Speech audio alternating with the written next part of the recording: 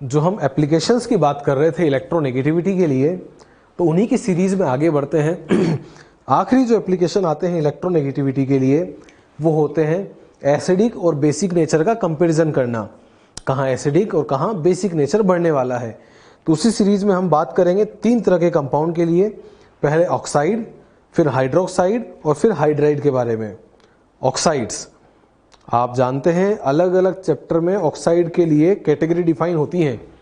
जैसे यहाँ हम जो बात करेंगे वो होंगे 4 टाइप के oxide, acidic oxide, basic, neutral और एम्फोटेरिक। ये 4 कैटेगरी जो उनके नेचर पे डिफाइन हो रही हैं। जब आप आगे बढ़ेंगे और बात कर रहे होंगे एस ब्लॉक चैप्टर की, तो वहां पर आप बात करेंगे नॉर्मल ऑक्साइड, परऑक्साइड और सुपर ऑक्साइड। जब हम बात करते हैं कि ऑक्सीजन के ऊपर चार्ज आया है -2, तो जो O-2 है उसको नाम दिया जाता है नॉर्मल ऑक्साइड, O2-2 का नाम होता है परऑक्साइड और O2- का नाम होता है सुपर ऑक्साइड।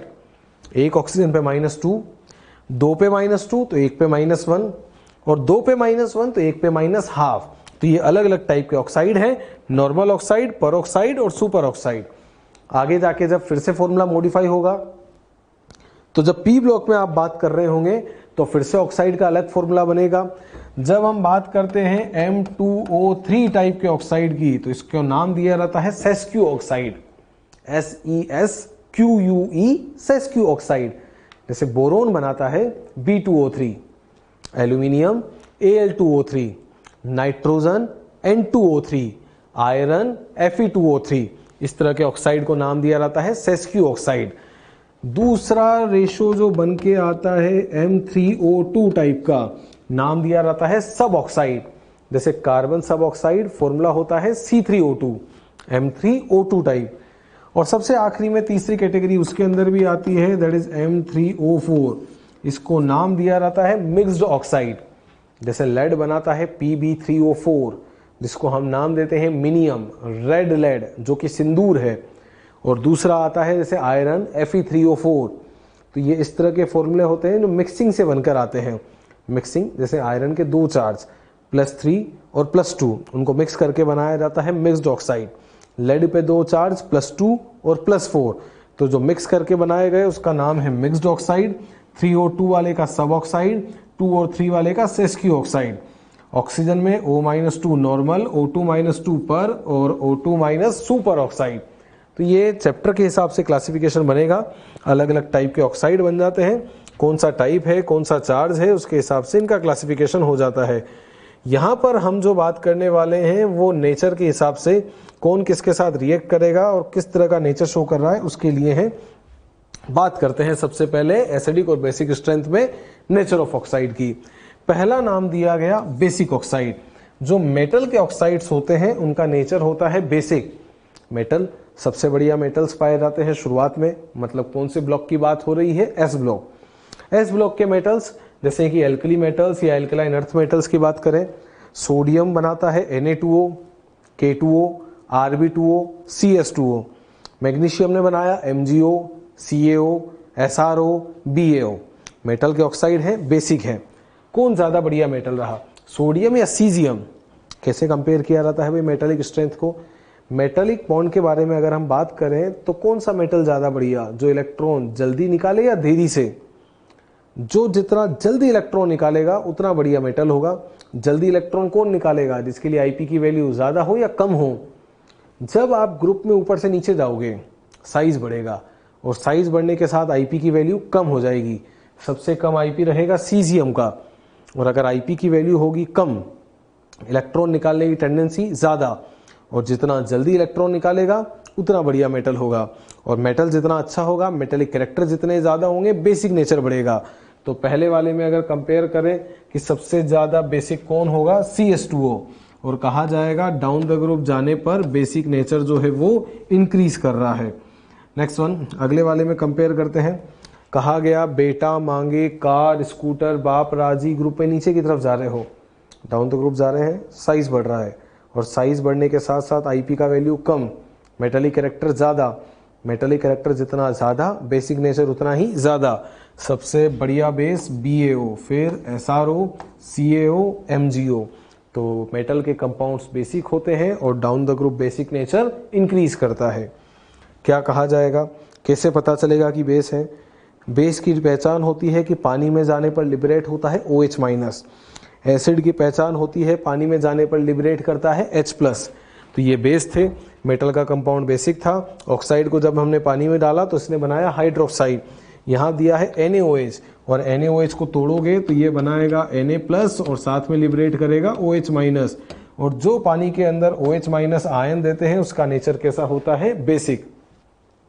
कैल्शियम का ऑक्साइड था, पानी में मिलाया तो कंपाउंड बना CaOH2। टूटेगा तो बनाएगा कैल्शियम पे +2 और साथ में बनेगा OH-।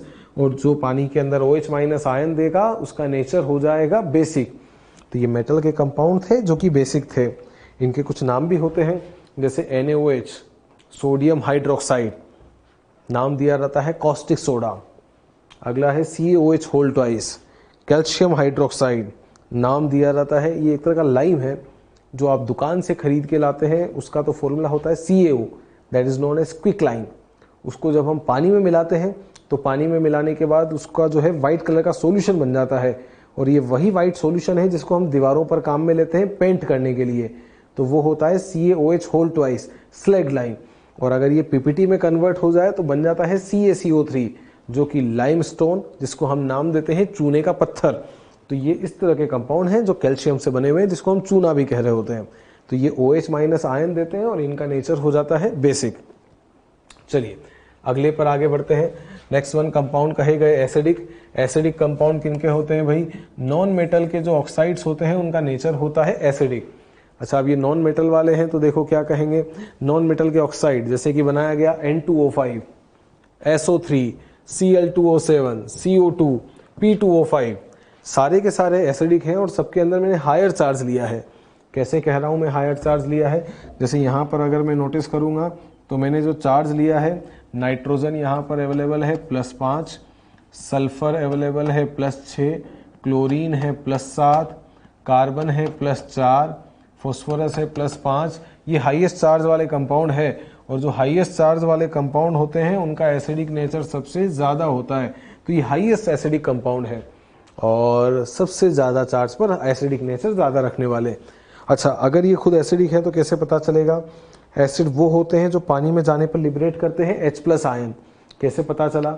नाइट्रोजन का कंपाउंड था N2O5, पानी में डाला, जैसे ही N2O5 को पानी में डाला कंपाउंड बना दिया HNO3, नाम है नाइट्रिक एसिड।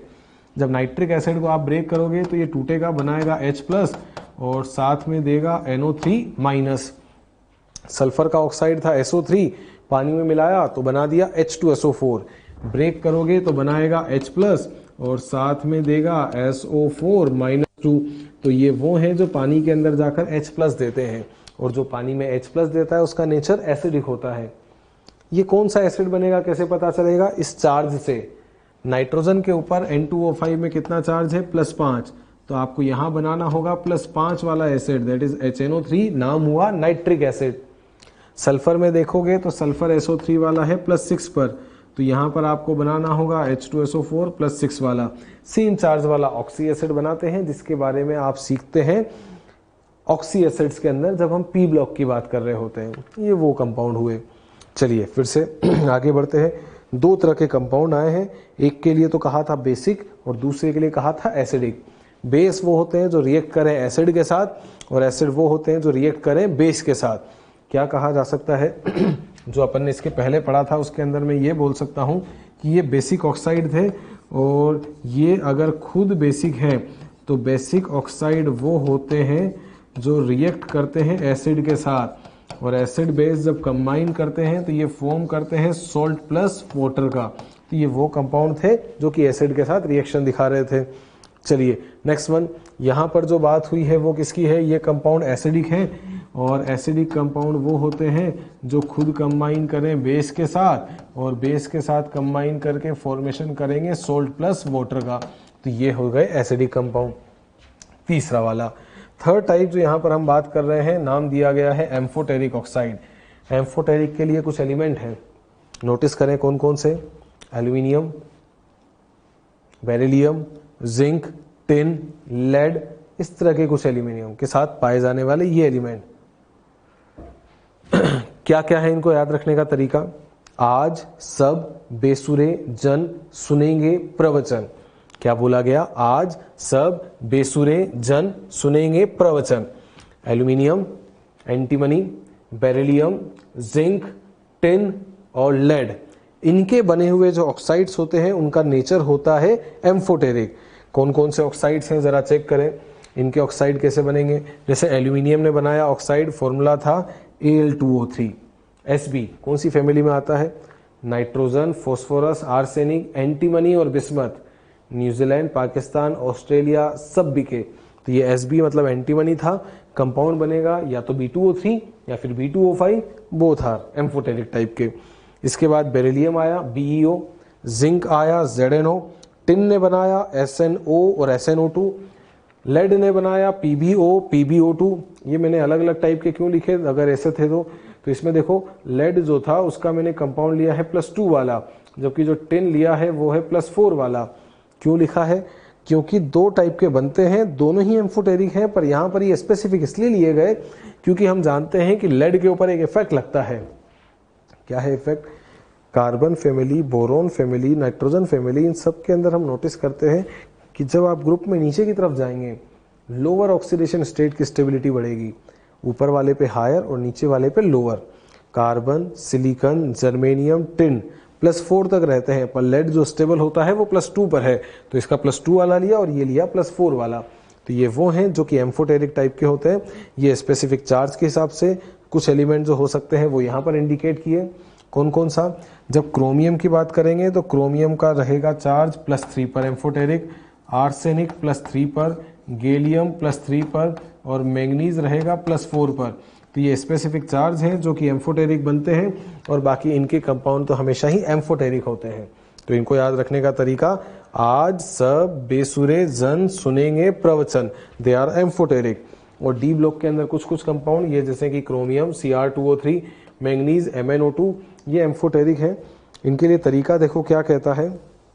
डी ब्लॉक का जनरल तरीका होता है कि डी ब्लॉक के अंदर लोअर, हायर और बीच वाला चार्ज अलग अलग टाइप का नेचर दिखा सकता है।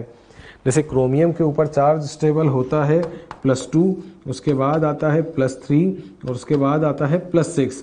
सबसे लोअर वाला चार्ज बेसिक, हायर वाला चार्ज एसिडिक और जो बीच वाला बनता है उसका नेचर एम्फोटेरिक होता है।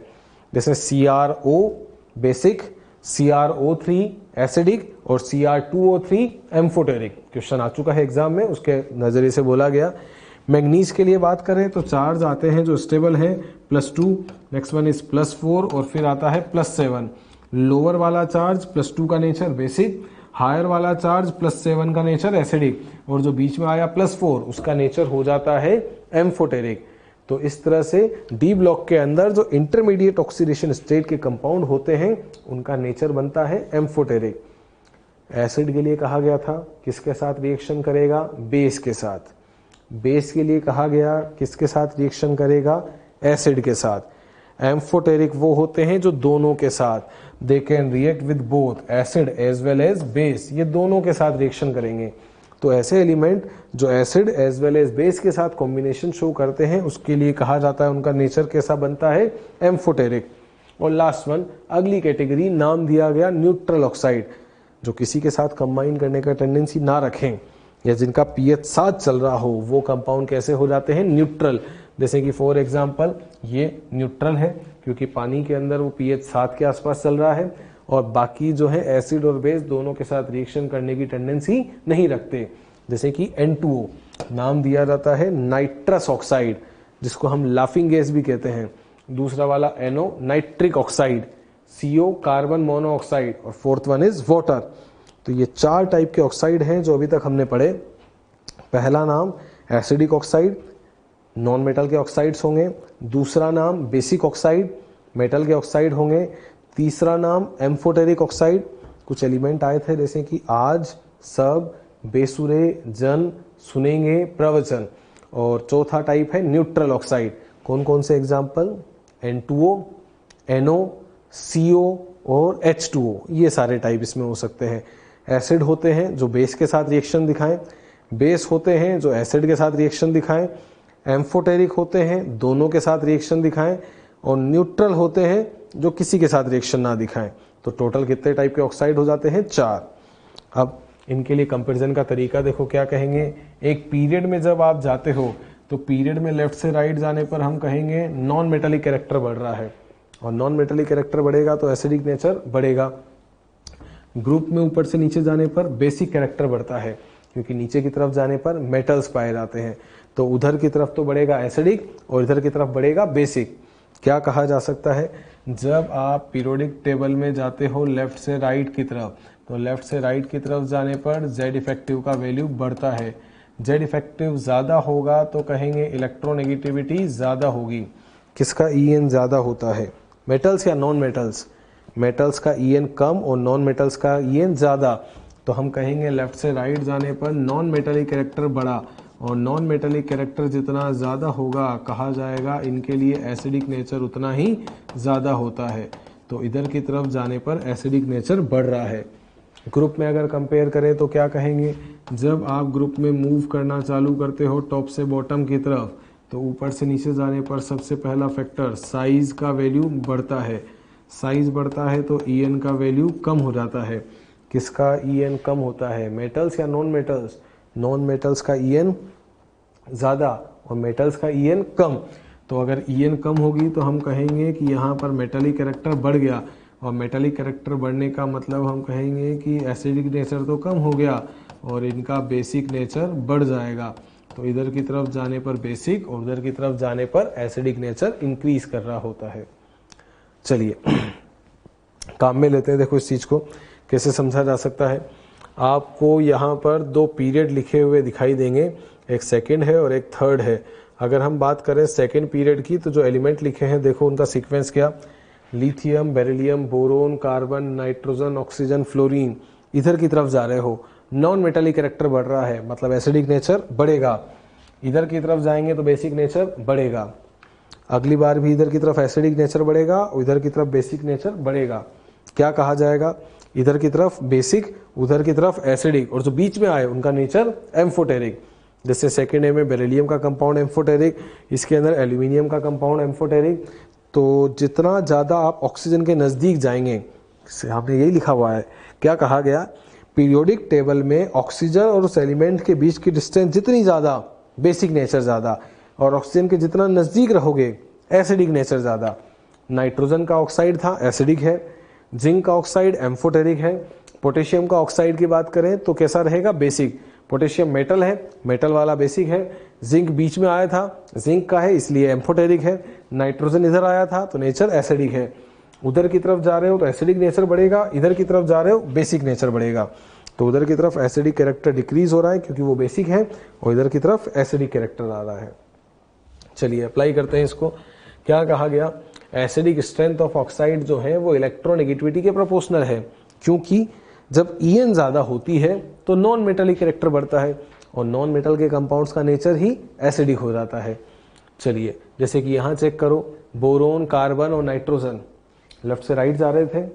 Lithium, beryllium, boron, carbon, nitrogen, oxygen, fluorine. Non metallic character बढ़ेगा तो फिर एसिडिक नेचर भी बढ़ेगा। क्या कहेंगे? सबसे ज्यादा एसिडिक कौन होगा? N2O5, उसके बाद CO2 और फिर होगा B2O3। नेक्स्ट वन क्या कहा गया? एसिडिक नेचर डिपेंड करती है ऑक्सीडेशन स्टेट पर। अभी ऑक्सीडेशन स्टेट वाला फैक्टर कैसे लगाते हैं? जैसे कि कंपाउंड लिखा गया फॉर्मूला HClO, फिर लिखा गया HClO2, next one is HClO3, और फिर लिखा गया कंपाउंड HClO4। चार्ज की बात करें तो देखो क्या कहा जा सकता है? इस पर चार्ज है +1, उसके बाद आया +3, फिर आया +5 और फिर आया +7। पॉजिटिव चार्ज जितना ज्यादा एसिडिक नेचर उतनी ही ज्यादा। सबसे ज्यादा एसिडिक कौन हुआ? HClO4। नाम होता है perchloric acid. HClO3 chloric acid, HClO2 chlorous acid, और HClO hypochlorous acid. Hypochlorous, chlorous, chloric और परक्लोरिक एसिड। क्यों कह रहे होंगे? चार्ज जितना ज्यादा एसिडिक नेचर उतनी ही ज्यादा, क्योंकि चार्ज बढ़ने से क्या हुआ? अगर पॉजिटिव चार्ज ज्यादा है तो Z इफेक्टिव का वैल्यू ज्यादा है। Z इफेक्टिव ज्यादा है मतलब इलेक्ट्रोनेगेटिविटी भी ज्यादा है। इलेक्ट्रोनेगेटिविटी जितनी ज्यादा, नॉन मेटेलिक कैरेक्टर उतना ज्यादा, और नॉन मेटेलिक कैरेक्टर ज्यादा तो फिर नॉन मेटल के कंपाउंड एसिडिक ज्यादा, इसीलिए सबसे ज्यादा एसिडिक HClO4 होगा। तो चार्ज बढ़ने के साथ एसिडिक नेचर बढ़ती जाती है। चलिए नेक्स्ट वन। अगला जो एक्सप्लेनेशन यहाँ पर लिखा है वो है हाइड्रोक्साइड के लिए। हाइड्रोक्साइड क्या होते हैं भाई? जैसे ऑक्साइड था जिसके अंदर आता था ऑक्सीजन, तो हाइड्रोक्साइड जिसके अंदर आता है OH, तो जब OH आने लगता है तो उसको नाम दिया जाता है हाइड्रोक्साइड। अब हाइड्रोक्साइड के अंदर दो कैटेगरी है, ये एसिडिक भी हो सकता है और ये बेसिक भी। अगर ये इस तरह से टूटा AOH वाला बॉन्ड कि इस वाले बॉन्ड को यहां से ब्रेक किया गया, तो ये यहां से ब्रेक होगा तो क्या होगा? जब AOH को आपने यहां से तोड़ा है, दो कंडीशंस हो सकती हैं, या तो A और O के बीच में से टूटे या फिर O और H के बीच में से टूटे। अगर ये यहां से टूटा तो इधर लिबरेट होगा H+ और उधर OH-, नेचर बनेगा एसिडिक। और अगर ये वाला बॉन्ड यहां से टूटा तो उधर बनेगा OH-, इधर बनेगा A+ और इसका नेचर हो जाएगा बेसिक। अब ये कैसे पता चलेगा कि कौन कहां से टूटे? दो एग्जाम्पल है। पहला एग्जाम्पल लिया गया है NaOH का और दूसरा एग्जाम्पल लिया है ClOH का। फॉर्मूला तो दोनों का सेम है, NaOH ClOH। लेते हैं एग्जाम्पल। कंपाउंड लिखा NaOH और अगला लिखा ClOH। चलो चेक करते हैं। सबसे पहले मैं बात करने वाला हूं En की, और En के लिए बात करें तो सोडियम का इलेक्ट्रोनेगेटिविटी हम पढ़कर आए हैं। कितना होता है सोडियम का इलेक्ट्रोनेगेटिविटी? 0.9। ऑक्सीजन का En होता है 3.5। हाइड्रोजन का En होता है 2.1। इन दोनों के बीच में En का डिफरेंस बताना है। कितना डिफरेंस आया है? ये 0.6 हो जाएगा और ये हो गया 2.6। यहाँ पर इन दोनों के बीच में En का डिफरेंस बताना है 1.4। जरा चेक करके बताएं कहाँ पर बॉन्ड की पोलरिटी ज़्यादा आने वाली है, NaO या OH? जहाँ का डेल्टा En ज़्यादा वहाँ बॉन्ड की पोलरिटी भी ज़्यादा। डेल्टा En कहाँ ज़्यादा है? Na और O के बीच में, क्योंकि यहाँ का डिफरेंस 2.6 है। और अगर डेल्टा En यहाँ का ज़्यादा है तो हम क्या समझते हैं कि इस वाले बॉन्ड को जब आप ब्रेक करने जाओगे तो आपको ये वाला बॉन्ड यहाँ से तोड़ना होगा, क्योंकि हम क्या कह रहे हैं, ये वाले कंपाउंड पानी में जाने पर चेक करके बताया जाएगा कि पानी में क्या दे रहे हैं, H+ या OH-। पानी एक तरह का पोलर सॉल्वेंट है और हम कंसेप्ट जानते हैं लाइक डिजोल्व लाइक, जो जैसा है वो वैसे में डिजोल्व हो सकता है। पोलर घुलेगा पोलर में, नॉन पोलर घुलेगा नॉन पोलर में। ये आयनिक कंपाउंड है, पोलर में जाएंगे और जो बॉन्ड ज़्यादा पोलर होगा वहीं से पहले टूटेगा। तो इसको अगर मैं तोड़ना चाहूँ तो ये ब्रेक होता है यहाँ से, यहाँ बनेगा Na+ और इधर बनेगा OH-। और अगर इसने पानी में OH- दिया तो हम कहेंगे इसका नेचर कैसा हो गया? बेसिक। तो मतलब ये वाला हाइड्रोक्साइड बेसिक टाइप का था। अगले वाले के लिए सेम कंसेप्ट लगाते हैं। देखो तरीका क्या रहेगा। क्लोरीन का En होता है 3, ऑक्सीजन का En है 3.5, हाइड्रोजन का En है 2.1। इन दोनों के बीच में En का डिफरेंस 0.3, सॉरी इन दोनों के बीच में En का डिफरेंस 0.5, इन दोनों के बीच में En का डिफरेंस 1.4। अब जरा चेक करके बताएं ज़्यादा पोलरिटी कहाँ पर आने वाली है, ClO या OH? अगर मैं देखूंगा तो यहाँ 0.5 है जबकि वहाँ 1.4 है। बॉन्ड यहाँ से ब्रेक हुआ और अगर यहाँ से ब्रेक हुआ तो इधर की तरफ आएगा H+ और यहाँ पर आएगा ClO-। और जो पानी के अंदर H+ आयन देते हैं उनका नेचर कैसा हो जाता है? एसिडिक। मतलब ये वाला कंपाउंड कैसा रहेगा? एसिडिक। तो उसी कंसेप्ट को यहाँ पर बताया है कि ये वाला बॉन्ड ब्रेक कहाँ से करना है, XO से या फिर OH से। तो ये सब कुछ डिपेंड कर रहा होगा A पर। जो OH है वो हमेशा ये कंपलसरी नहीं है कि वो OH- की फॉर्म में ही रिलीज होगा। हो सकता है वो OH- दे दे या फिर हो सकता है वो H+ दे दे। अगर OH- लिबरेट किया इस तरह के एग्जाम्पल में तो उसका नेचर हो गया बेसिक, और उसी में अगर उसने H+ दिया जैसा कि यहाँ लिबरेट हुआ तो उसका नेचर हो गया एसिडिक। तो ये डिपेंड करता है X के ऊपर। X क्या था? जैसे यहाँ पर A की बात करें तो यहाँ सोडियम लगा था और इसमें क्लोरीन लगा था, मेटल वाला था। मतलब आप अगर देख पा रहे हो तो A की जगह पर अगर आप मेटल काम में लेते हो तो मेटल के केस में ये वाला बॉन्ड इधर से टूटता है और OH- लिबरेट करने की वजह से नेचर बनता है बेसिक टाइप का। और अगर क्लोरीन लिया मतलब नॉन मेटल, तो ये वाला बॉन्ड यहां से टूटा। तो अगर यही वाला केस हम नॉन मेटल के एग्जाम्पल में लेते हैं तो बॉन्ड O और H के बीच में से टूटता है और H+ लिबरेट करने की वजह से इसका नेचर बन जाता है एसिडिक। तो इसीलिए ये बॉन्ड से डिफाइन होता है कि वो बॉन्ड कहाँ से ब्रेक होने वाला है। हाइड्रोक्साइड के लिए कंपैरिजन का तरीका सेम है जैसा कि ऑक्साइड के लिए था। तरीका क्या बताया गया? नॉन मेटल के कंपाउंड है तो नेचर रहेगा एसिडिक, मेटल के कंपाउंड है तो नेचर रहेगा बेसिक। लेफ्ट से राइट जाओगे, लेफ्ट से राइट जाने पर नॉन मेटलिक कैरेक्टर बढ़ेगा तो एसिडिक नेचर भी बढ़ेगा। ऊपर से नीचे जाने पर मेटलिक कैरेक्टर बढ़ेगा तो बेसिक नेचर बढ़ेगा। इधर की तरफ आएंगे बेस और इधर की तरफ आएंगे एसिडिक। इधर अगर एसिडिक बढ़ेगा तो इधर की तरफ बेसिक बढ़ेगा, इधर जाने पर बेसिक बढ़ेगा तो इधर की तरफ आने पर बेसिक कम हो जाएगा। और चार्ज के हिसाब से रिलेशन, पॉजिटिव चार्ज जितना ज्यादा एसिडिक नेचर उतना ही ज्यादा, पॉजिटिव कम तो एसिडिक नेचर कम तो बेसिक नेचर ज्यादा। इस तरीके का रिलेशन बताया जा सकता है। चलिए नेक्स्ट वन बात करते हैं हाइड्राइड्स की।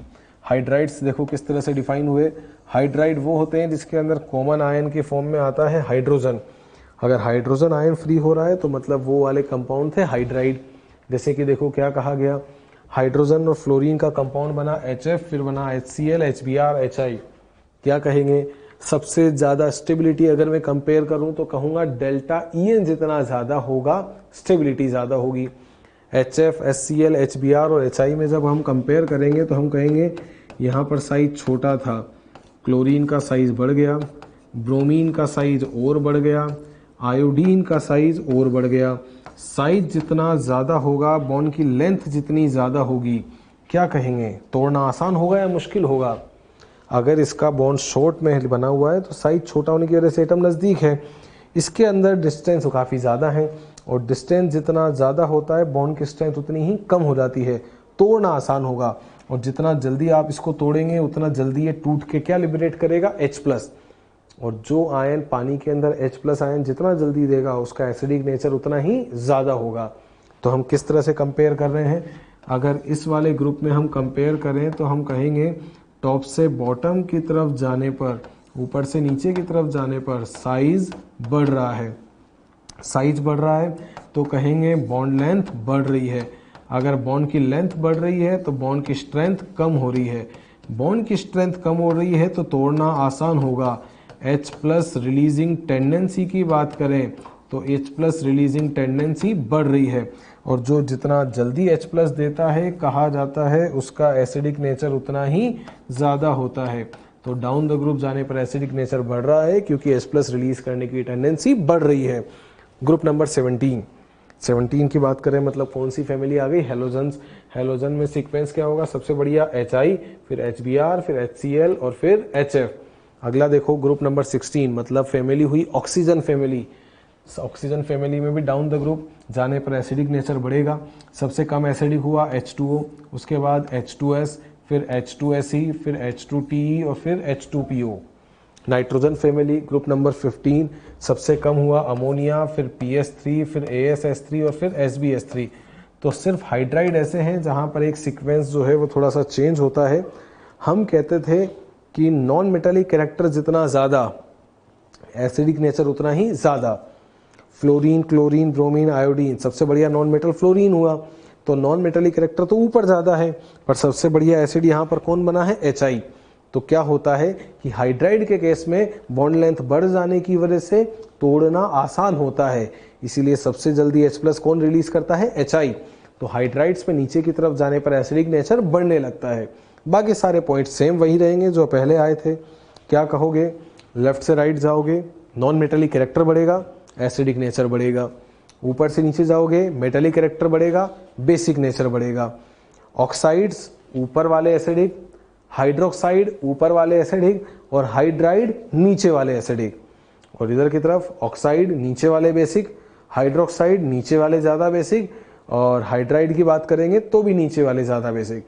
तो बस नॉन मेटल के केस में जो हाइड्राइड बनते हैं उनके लिए ये होता है कि वो नीचे की तरफ जाने पर एसिडिक स्ट्रेंथ बढ़ा रहे होते हैं। ये वाला एग्जाम्पल ध्यान रखें, HF, HCl, HBr और HI। और सबसे ज्यादा एसिडिक कौन हो जाएगा?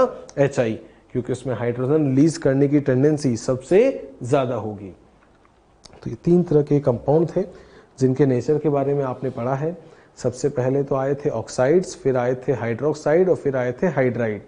ऑक्साइड्स इधर बेसिक, हाइड्रोक्साइड्स इधर बेसिक, हाइड्राइड इधर बेसिक या एसिडिक। अगर हम बात कर रहे हैं इधर की तरफ जाने की, नॉन मेटालिक कैरेक्टर बढ़ रहा है और नॉन मेटालिक कैरेक्टर बढ़ रहा है तो एसिडिक नेचर बढ़ेगा। ऑक्साइड इधर वाले एसिडिक, हाइड्रोक्साइड भी इधर वाले और हाइड्राइड भी इधर वाले, सबसे ज्यादा एसिडिक। नेक्स्ट वन, ग्रुप में ऊपर से नीचे जाओगे बेसिक नेचर बढ़ेगा, ऑक्साइड्स भी बेसिक, हाइड्रोक्साइड्स भी बेसिक और हाइड्राइड के केस में भी बेसिक। ऊपर जाने पर बेसिक नेचर कम होगा, इधर की तरफ जाने पर एसिडिक नेचर बढ़ेगा तो इधर की तरफ जाने पर बेसिक नेचर बढ़ेगा। अच्छा, ऑक्साइड्स ऊपर वाले एसिडिक नॉन मेटल की साइड में, हाइड्रोक्साइड ऊपर वाले ज्यादा एसिडिक और हाइड्राइड नीचे वाले एसिडिक। और एक रिलेशन, पॉजिटिव चार्ज जितना ज्यादा एसिडिक नेचर उतनी ही ज्यादा और पॉजिटिव चार्ज जितना कम बेसिक नेचर उतना ही ज्यादा। इस तरीके का रिलेशन काम में लिया जाता है। अप्लाई करते हैं, देखो एप्लीकेशंस ऑफ इलेक्ट्रोनेगेटिविटी में जो क्वेश्चन आया, in which of the following compound EN of carbon is maximum. Carbon का इलेक्ट्रोनेगेटिविटी कहां ज्यादा होगा, जरा चेक करना। कंपाउंड लिखा गया C2H6, ये इस तरह के का कंपाउंड हुआ। C2H4 में बात करें तो डबल बॉन्ड आया और बाकी चारों जो है हाइड्रोजन हो गए। C2H2 में ट्रिपल बॉन्ड आया और बाकी के हाइड्रोजन लग गए। जरा अप्लाई करके बताते हैं आंसर के लिए तरीका। इस वाले कार्बन का हाइब्रिडाइजेशन क्या बोला जाएगा, sp3। इस वाले कार्बन का हाइब्रिडाइजेशन बोला जाएगा sp2। इस वाले कार्बन का हाइब्रिडाइजेशन बोला जाएगा sp। फोर्थ ऑप्शन में कहा है सभी का EN बराबर है। क्या आपने जानते हैं एक रिलेशन लिखा था, क्या रिलेशन था कि S कैरेक्टर डायरेक्टली प्रोपोर्शनल होता है EN के, क्योंकि S और P में न्यूक्लियस के ज्यादा करीब होता है S, और S जितना करीब होगा न्यूक्लियस का अट्रैक्शन जितना ज्यादा लगेगा, खींचने की पावर ज्यादा होगी, और खींचने की पावर का ही नाम होता है इलेक्ट्रोनेगेटिविटी।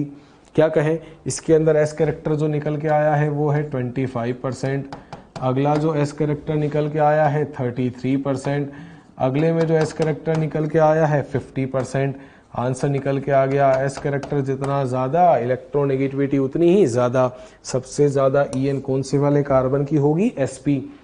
आप जानते भी हैं sp वाले कार्बन का जो EN होता है दिस वन इज 3.25, sp3 वाले का होता है 2.5 और sp2 वाले का 2.75। तो ये रिलेशन बताता है कि S कैरेक्टर जितना ज्यादा इलेक्ट्रोनेगेटिविटी की वैल्यू उतनी ही ज्यादा हो जाएगी। नेक्स्ट वन अप्लाई करते हैं।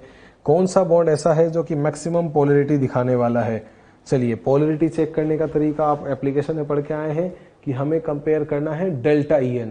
डेल्टा EN जितना ज्यादा होगा उस बॉन्ड की पोलरिटी उतनी ही ज्यादा होगी। जरा EN ध्यान करें, कार्बन का EN होता है 2.5 और आयोडीन का EN भी होता है 2.5। नेक्स्ट वन, नाइट्रोजन का EN होता है 3 और ऑक्सीजन का EN होता है 3.5। कार्बन का EN है 2.5 और फ्लोरीन का EN होता है 4। नेक्स्ट वन, फॉस्फोरस का EN है 2.1 और फ्लोरीन का EN है 4। जरा अप्लाई करें, इन दोनों के बीच में EN का डिफरेंस कितना आया, 0। मतलब ये वाला बॉन्ड तो कैसा हो गया, नॉन पोलर।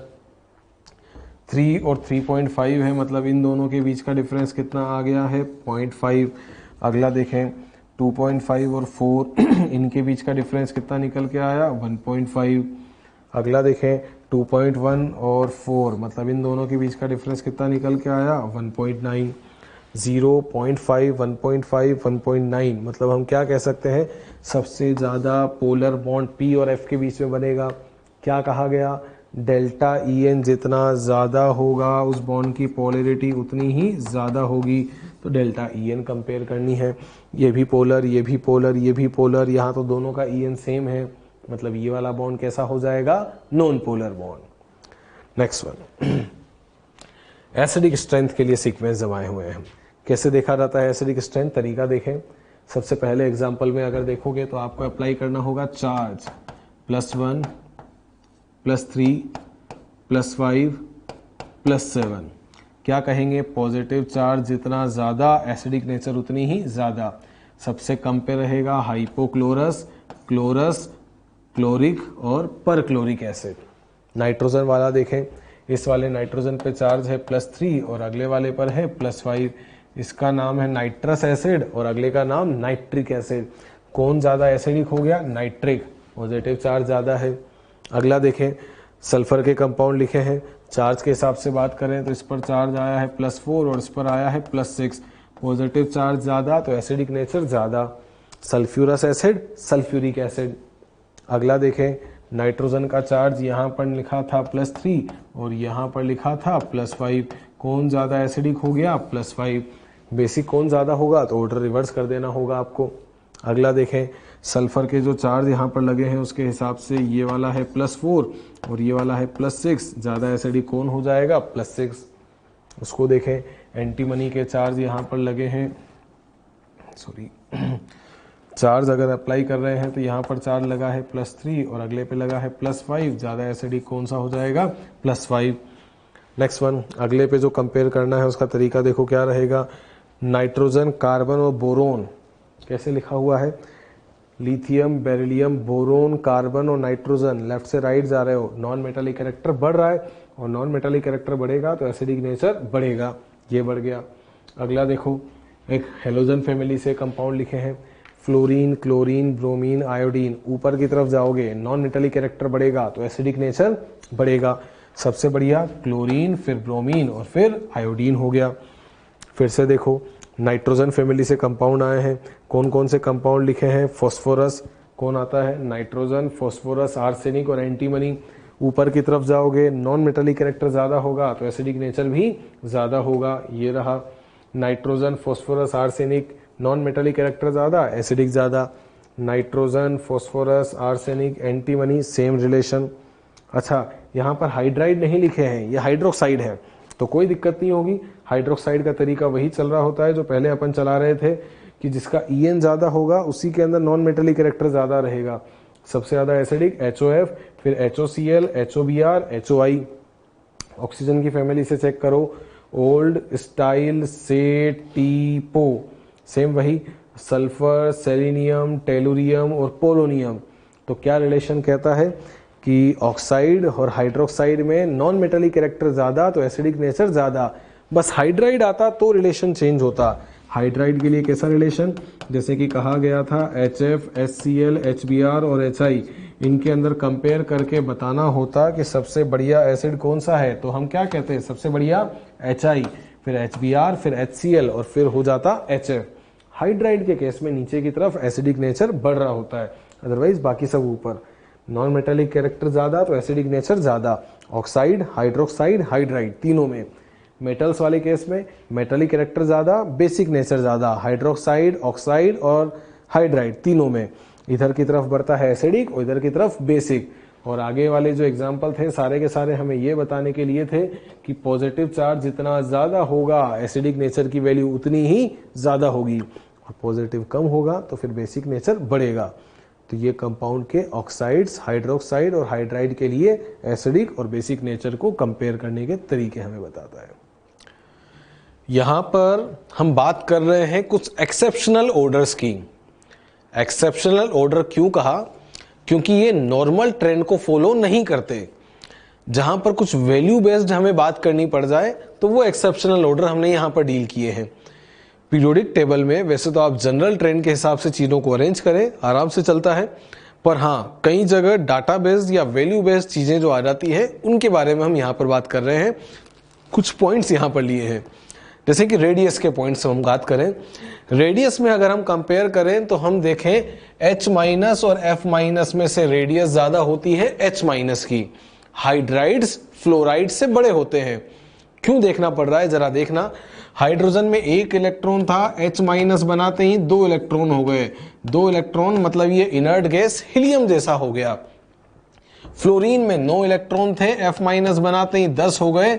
10 होने का मतलब ये हो गया नियोन जैसा। वैसे तो हम जानते हैं कि हीलियम और नियोन में नियोन बड़ा है, पर रेडियस कंपेयर करें तो हम कहते हैं H- और F- में कौन बड़ा होता है? H-। कुछ तरीका देखो इसको लॉजिकली एक्सप्लेन करने के लिए कैसे है। हाइड्राइड बनाया, हाइड्रोजन में 1 इलेक्ट्रॉन ऐड किया तो H-, फ्लोरीन में 1 इलेक्ट्रॉन ऐड किया F-। अब दोनों के एनायन बना दिए तो देखो इनका Z इफेक्टिव में कंपेयर कर रहा हूं। Z इफेक्टिव कैसे? Z एटॉमिक नंबर 1, इसका भी 1। इलेक्ट्रॉन्स एटॉमिक नंबर 1 था, इलेक्ट्रॉन 1 था, माइनस है तो मतलब कितने इलेक्ट्रॉन हुए? 2। अब आयन खो तो उसका Z इफेक्टिव निकालने के लिए पूरा Z इफेक्टिव कंपेयर ना करके हम सिर्फ क्या कंपेयर कर ले, Z/E। 1/1 इसका 1 आया, 1/2 इसका 0.5 आया, मतलब इसका Z इफेक्टिव कम हुआ। और Z इफेक्टिव हम जानते हैं कम अगर होता है तो Z इफेक्टिव के कम होने की वजह से साइज बढ़ता है, तो मतलब इसका साइज बढ़ गया। उधर भी बात करते हैं, फ्लोरीन का एटॉमिक नंबर 9 था, इधर भी 9 है। नंबर ऑफ इलेक्ट्रॉन जो पहले 9 थे, एक आते ही 10 हो गए, 9/9 1 हुआ और ये हो गया 0.9। Z इफेक्टिव की वैल्यू तो यहां भी कम हुई, मतलब साइज तो यहां भी बढ़ेगा। किंतु यहां पर अगर मैं नोटिस करूं तो मैं कहूंगा Z इफेक्टिव 1 से 0.5 हुआ, मतलब Z इफेक्टिव का डिक्रीमेंट 50% था, जबकि यहां 1 से 0.9 हुआ, मतलब सिर्फ और सिर्फ कितने परसेंट का चेंज है, 10% का। 50% Z इफेक्टिव में कमी होने की वजह से इसका साइज एक्सेप्शनली लार्ज होता है, और एक्सेप्शनली लार्ज हो जाने की वजह से हाइड्राइड फ्लोराइड से बड़े हो जाते हैं। अगर वैल्यू से कंपेयर करो तो हाइड्राइड जो होता है उसका रेडियस का वैल्यू हेलोजन्स में अगर मैं कंपेयर करूं उनका एनायन बनाने के बाद, तो एनायन बनाने के बाद ये सिर्फ I- से छोटा है और बाकी सबसे इसका रेडियस बड़ा हो जाता है। मतलब H- हम कंपेयर करें F-, Cl-, Br- से बड़ा है और सिर्फ किससे छोटा होता है, I- से। तो वैल्यूज के हिसाब से इसको यहां रखना होता है। अच्छा, ये वाला पॉइंट हमारे एक और चीज का आंसर देने के काम में आता है। हमसे पूछा जाए स्मॉलेस्ट एनायन कौन सा है, तो देखो स्मॉलेस्ट एनायन के लिए क्या कहेंगे, पीरियोडिक टेबल में एनायन होते हैं जो कि छोटे, अगर हम कंपेयर करें तो ऊपर वाले सबसे छोटे रहेंगे। पहले पीरियड में देखो हाइड्रोजन और हीलियम आया, और हीलियम तो कुछ एनायन बनेगा नहीं, हाइड्रोजन ने बनाया H- पर H- तो बड़ा है। सेकंड पीरियड में कंपेयर करें, नॉन मेटल्स एनायन बनाएंगे, फ्लोरीन ने बनाया F-, oxygen O-2, nitrogen N-3, carbon C-4, सभी आइसो इलेक्ट्रॉनिक हैं और सबसे बड़ा C-4, N-3, O-2, F-, उनमें भी सबसे छोटा बनेगा F-। नीचे वालों का साइज तो ऑलरेडी बढ़ गया, इसीलिए पूरी पीरियोडिक टेबल का स्मॉलेस्ट एनायन जो बन के आता है वो होता है F-।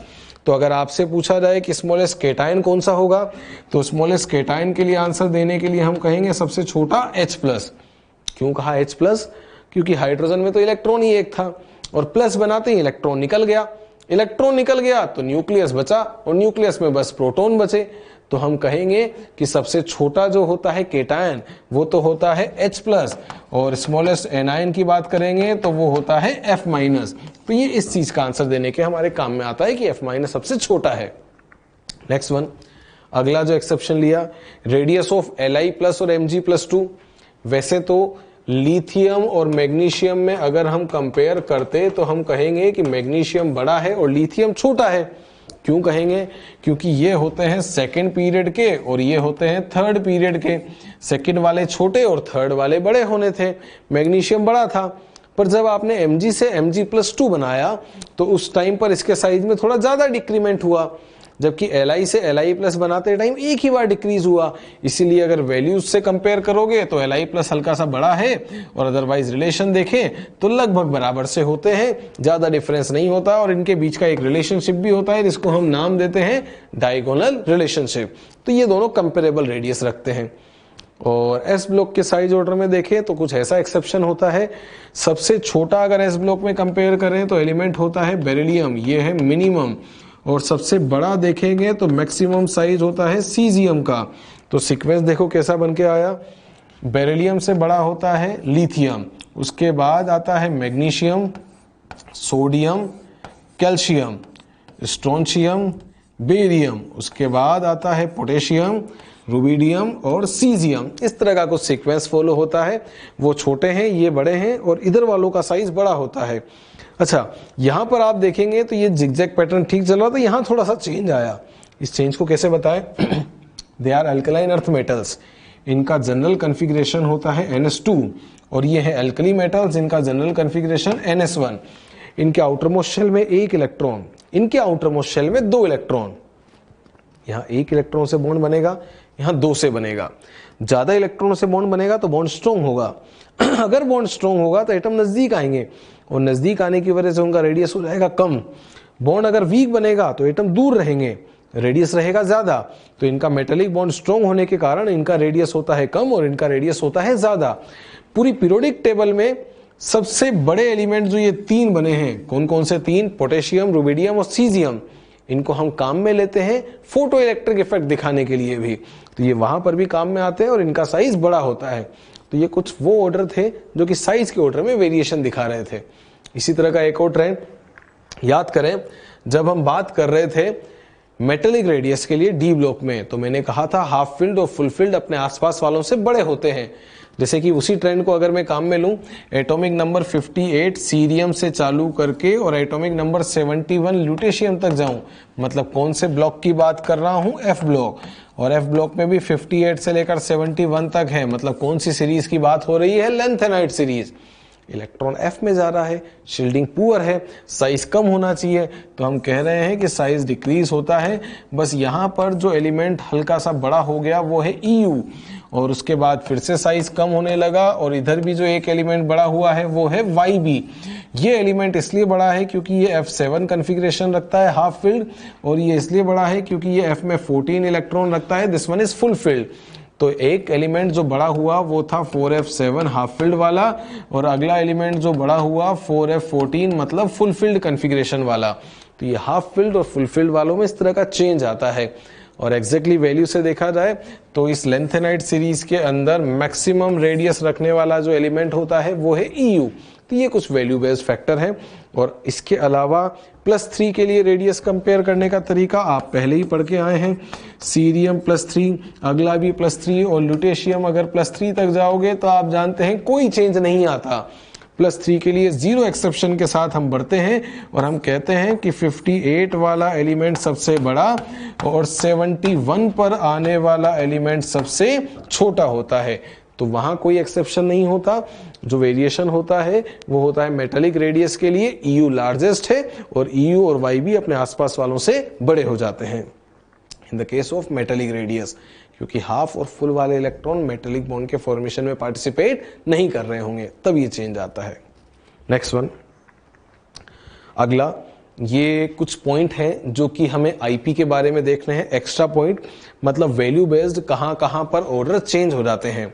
देखो क्या कहा था, हम पढ़ के आए हैं कि ऐसे एलिमेंट जिनका कॉन्फ़िगरेशन हाफ फील्ड या फुल फील्ड होता है उनके लिए IP की वैल्यूज अपने आसपास वाले एलिमेंट से ज्यादा होती है। जैसे कि हम कहते थे नाइट्रोजन है तो उसका IP कार्बन से भी ज्यादा है और ऑक्सीजन से भी ज्यादा है। फॉस्फोरस जो हाफ फील्ड था उसके लिए IP की वैल्यू सिलिकॉन से भी ज्यादा है और सल्फर से भी ज्यादा है। तो हाफ फील्ड वालों के लिए IP की वैल्यू अपने आसपास वालों से ज्यादा होती है। पर ये वाला पॉइंट सिर्फ तब तक लगता है जब तक हम कौन से पीरियड की बात करें, 4th पीरियड, क्योंकि उसके आगे जाते हो तो नॉर्मल Z इफेक्टिव के ट्रेंड फॉलो होते हैं। और Z इफेक्टिव क्या कहता है, लेफ्ट से राइट जाओगे तो Z इफेक्टिव का वैल्यू बढ़ेगा और Z इफेक्टिव बढ़ेगा तो IP का वैल्यू भी बढ़ता जाएगा, तो लगातार इंक्रीजिंग ऑर्डर आ जाते हैं। नेक्स्ट वन, ये पहला पॉइंट था। IP की वैल्यूज अगर लेंथेनाइट सीरीज में कहें तो लेंथेनाइट सीरीज में आप जानते हैं कि इलेक्ट्रॉन जो एंटर करता है वो होता है 4f में, और 4f में जाने की वजह से f की शील्डिंग होती है पुअर, और अगर शील्डिंग कमजोर होगी तो Z इफेक्टिव का वैल्यू बढ़ेगा, और आप जानते हैं Z इफेक्टिव बढ़ेगा तो IP का वैल्यू भी बढ़ेगा। इसीलिए 58 वाले की IP है कम और 71 तक आप जा रहे हैं तो IP का वैल्यू बढ़ रहा है। तो कंटिन्यूअस इंक्रीज होता है, बिना किसी चेंज के IP की वैल्यू बढ़ती जाती है। हाँ, वैल्यू बेस्ड सेकेंड और थर्ड में जो चेंज आते हैं वो रेस्पेक्टिवली उनके हिसाब से चेंज हो सकते हैं। नेक्स्ट वन, IP की वैल्यू अगर 3D सीरीज में देखें तो हम वैसे तो D में जा रहे हैं, IP बढ़ता है, पर कुछ इंटरवल ऐसे हैं जहां पर ये ऑर्डर रिवर्स हो जाते हैं।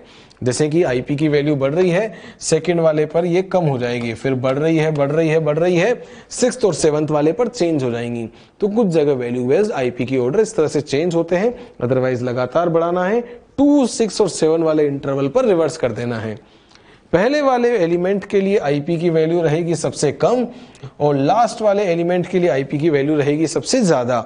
मतलब पहला वाला कम था और आखिरी में बढ़ते जा रहे हो तो आखिरी वाले की ज्यादा। जैसे स्कैंडियम का IP सबसे कम और जिंक के लिए IP की वैल्यू सबसे ज्यादा। ये बढ़ता हुआ ऑर्डर हुआ। इसके अलावा जैसा कि अपन पढ़ के आए हैं डी ब्लॉक के अंदर सीक्वेंस क्या कहा था, जब आप साइज के हिसाब से कंपेयर करते हैं आईपी को, तो हम साइज में तो क्या कहते हैं, सीरीज अपन ने लिखी पहले 3D, उसके बाद 4D और उसके बाद 5D। अगर 3D 4D 5D के लिए साइज कंपेयर करना पड़ जाए तो हम कहेंगे कि 3D से 4D जाने पर साइज बढ़ता है और 4D और 5D सीरीज का साइज लगभग बराबर होता है, और इस इंपैक्ट को हमने नाम दिया था लेंथेनाइड कॉन्ट्रैक्शन। अब क्या कहोगे, 3D से 4D साइज बढ़ रहा है, साइज बढ़ेगा तो आईपी का वैल्यू कम होगा, तो 3D और 4D में किसका आईपी ज्यादा, 3D का। 4D और 5D के आकार लगभग बराबर हैं और साइज बराबर हो जाते हैं, तो फिर कॉन्ट्रैक्शन की वजह से देखा जाता है Z इफेक्टिव। 5D से पहले 4F आया था जिसकी शील्डिंग थी पुअर, Z इफेक्टिव बढ़ गया था और Z इफेक्टिव बढ़ा था तो आईपी का वैल्यू भी बढ़ेगा, तो 4D और 5D में किसका आईपी ज्यादा होगा, 5D का। तो due to lanthanide contraction 3D और 4D में 3D ज्यादा है, पर 4D और 5D में 5D ज्यादा है, क्योंकि लेंथेनाइड कॉन्ट्रैक्शन लगा हुआ है और F की शील्डिंग होती है पुअर, उसकी वजह से ये डी ब्लॉक के अंदर वेरिएशन सेम चल रहा होता है। कुछ कुछ ग्रुप है जहां पर वैल्यूज लगातार बढ़ती हैं, 3D से 4D भी और 4D से 5D भी। कौन कौन से ग्रुप है, 4, 5, 6 और 10 में वैल्यूज कंटिन्यूअस इंक्रीज होती हैं, जो कि डाटाबेस्ड एक्सप्लेन किया जाता है। हाँ, एक जगह जहां पर ये ऑर्डर इन दोनों के अपोजिट चलेगा वो होगा ग्रुप नंबर 3, सेकेंड ईयर लाएंगे, क्योंकि यहां पर साइज के अंदर लेंथेनाइड कॉन्ट्रैक्शन ही नहीं लगता। साइज की बात करें, स्कैंडियम से यट्रियम साइज बड़ा था, यट्रियम से लेंथेनम भी साइज बड़ा था, और अगर साइज बढ़ेगा तो आईपी का वैल्यू कम हो जाएगा, स्कैंडियम उससे कम यट्रियम और उससे कम लेंथेनम। तो डी ब्लॉक में अलग अलग ग्रुप में वेरिएशन अलग अलग हो सकता है, उसके बारे में ये पॉइंट है। अदरवाइज जनरल देखें तो 3D से 4D पहले कम होता है और 4D और 5D में 5D बढ़ जाता है ड्यू टू लेंथेनाइड कॉन्ट्रैक्शन, और सबसे ज्यादा जो होता है वो 5D का होता है, क्योंकि कॉन्ट्रैक्शन वाले डोमिनेट कर रहे होते हैं।